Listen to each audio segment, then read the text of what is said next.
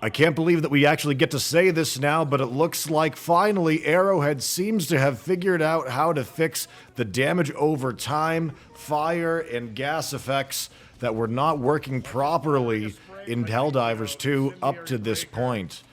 In case you did not know, ever since launch, fire-based effects such as the flamethrower, incendiary grenades, and orbital gas strike, all of these damage over time effects have not been working properly since the launch of the game. That's right. Up to this point in time, if you've ever felt that fire damage was feeling really inconsistent, sometimes it seems to work really well, and other times it seems to let you down, well, my friends, the reason for that is probably because you were one of the people that were affected by this bug, which was happening since, as I said before, the very beginning of the game. So what was this bug? Well, the way, from my understanding, it works is that in Helldivers 2, the host of the game is not necessarily the party leader or who's ever super destroyer you're on. It's actually a connection that is reestablished as the game goes on, as you play with your group. Basically, whoever has the best connection to the servers becomes the party leader and becomes the host. So literally at any given time, you could have your weapons working, your fire and damage over time effects could be working just fine one moment, and then the next, all of a sudden nothing is working the way it's supposed to, and you're getting inconsistent results with your weapons. Well, patch 1.000.302 brings to the table the much-needed buff to these fire weapons and the orbital gas strike that we've been waiting for since the very launch of the game. And it comes at a great time, too, considering about a month ago, Arrowhead released the update for Helldivers 2 that included several new modules to update on your Super Destroyer, including 25% increased damage, orbital napalm strike, as well as the incendiary mines. Now, for the purposes of this video, we're going to be focusing on a couple of very particular weapons. There's one that I really want to talk about, and it is the Incendiary Breaker. The Incendiary Breaker is absolutely ridiculous right now. It is probably the weapon that gets the most improvement, the most benefits from the changes to the damaging over time effects. Over the course of today's live stream, we took the fire weapons through the ringer and tried to put them through various paces to find out how we felt about each and every one of them. The only one that we haven't really had a chance to try on right now so far is Thermite, and also just because the major order has us on bugs, we also tested out on bugs to start with. We'll be having a follow-up video for this with how we deal with the bots at a later time.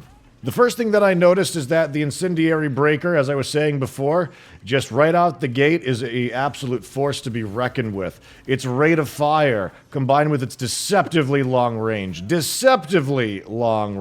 pellets fall very far away from the visual outlier that you see. The graphic of the pellets that are on fire with the dragon ammunition just do not give the right perspective for how far the pellets actually go.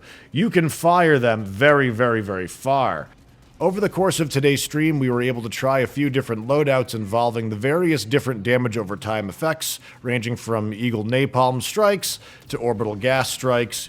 We also used the incendiary grenades, the Breaker incendiary shotgun, as well as the flamethrower stratagem. At the end of all of my testing, I feel that the biggest contributor to the fire damage that you can get is the napalm strikes combined with the Breaker incendiary. These two were by and far the biggest contributors to killing mass amounts of bugs on the battlefield. Out of all the fire weapons, the things that I found out to be true was that the Eagle Napalm Strike and the Incendiary Breaker time and time again were overperforming, giving incredible kill counts, kill streaks, and just from very far distances able to be very aggressively engaging the enemy. Like I was saying before, the thing that really sets the incendiary apart is that every single one of the pellets has a chance of igniting the target on fire. So everything short of medium armor, actually, I'm sorry, forget that. Everything short of heavy armor will just completely begin to tick down, and you'll notice it beginning to perform really well right from the get-go. As a matter of fact, I was finding for a while that I didn't even want to use the flamethrower. The flamethrower was great and all, like it was able to take out chargers with ease, but it left me really wanting when it came to dealing with Titans. And as you know, with some of our other previous loadouts and other high-risk weapons, such as the Arc Thrower, we really are no stranger to just dealing chip damage until something dies.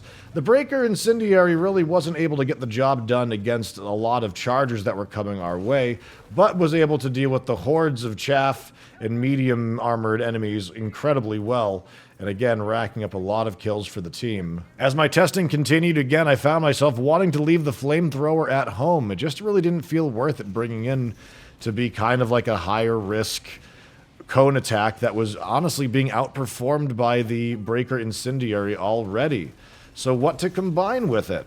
I was honestly finding towards the end of my streams that the grenade launcher stratagem and the ammunition backpack combined with the Incendiary Breaker along with the incendiary grenades really made for an aggressive loadout that was just able to keep the fire raining down. So my final loadout that I wound up using with this build, I think to get the most bang for the buck out of it, is going to wind up being Incendiary Breaker with an ammunition backpack, along with a stratagem for Eagle Napalm Strike.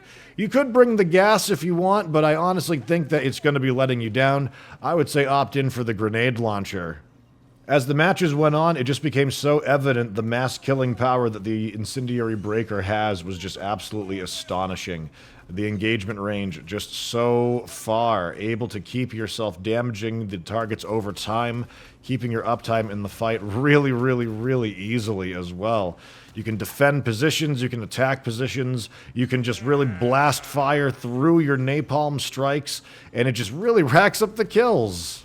In my testing, when I did not have the ammunition backpack, I found that the Breaker Incendiary still was doing really well, but it was very easy to run out of the ammunition, and especially with how some of these aggressive events for the bugs are going on right now, the hordes of enemies that you're going to be chopping through and cutting through are going to just require so much ammunition. So again, most of my experience for today was with the ammunition backpack, and it was just a great combination of using the incendiary grenades to complement the oppressive firepower that you're able to rain down into nests and into piles of bug call-ins. If you're going to be committed to doing a complete fire build, again, unless you're using the flamethrower, you're going to be finding it kind of difficult to deal with chargers as they show up in larger amounts. As I was engaging with an entire fire build, the orbital gas strike was really kind of missing the mark. It was okay. I found that it was really deviating away from its target. It just doesn't always hit where the orbital ping is saying that it should. And it just leads to such inconsistently disappointing results that it kind of isn't even worth the amount of time that it takes, which is really short to come off of cooldown. And that's something that's really unfortunate because I absolutely love quick cooldown abilities. Up to this point in Helldivers 2, Arrowhead seems to have a pretty heavy hand when it comes to their buffs and their nerfs, and just depending on how players use them, it really seems to make them change really dramatically one week to the next. So my suggestion to you all is to make sure that you try the Incendiary Breaker now while this lasts. This is the time to be using the Incendiary Breaker. It gets its flowers here and now. If there was ever a time to be busting out the Incendiary Breaker, it is now. You don't want to miss out on this. It is going to just be quite possibly tuned down a little bit over time. I just think that it's just performing so well against medium armor and lower for the bugs. And it's just so efficient with its ammunition economy as well. I could easily see them reducing the drum size. It's really just a weapon that's such a joy to be using right now. So don't miss out on it. It's on page 2 of the Steeled Warbond. And take a look at this end screen here. 630 plus kills, and that's using the Incendiary Breaker, the Incendiary Grenades, and the Eagle Napalm Strike only. We did not even have a support stratagem weapon. You didn't even need it. You could just find one in the field, and no matter what it is, you'll be fine, especially if you've got the ammunition backpack. By the time our stream was over, it was really evident that damage over time effects were going to be a very powerful part of the meta moving forward. Will it remain this powerful? Quite possibly for a little bit. I think the orbital gas is still in a place that might get buffed. It's doing all right. Napalm is doing incredibly well right now. If you haven't had an opportunity to try any of the fire weapons, now is the time to do it. Make sure you get that 25% bonus from your modules as well to get optimal enjoyment out of what you're going to be doing on the battlefield. It'll be really interesting to see how the incendiary impact grenade from the upcoming Polar Patriots War Bond performs now that we have all of the damage over time effects properly working in the game. What are your thoughts on this patch? Do you feel that fire damage is in a good place? Do you think that we're going to be seeing some changes to how they're going to be balancing these damage over time effects in the future? Are there other weapons and other tactics that you would like to see us cover? Like, comment, and subscribe, and let us know, and we'll see you all next time. Why me? Why?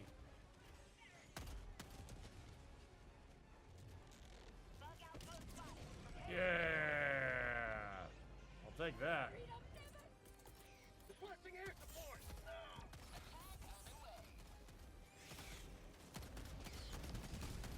Mag's empty.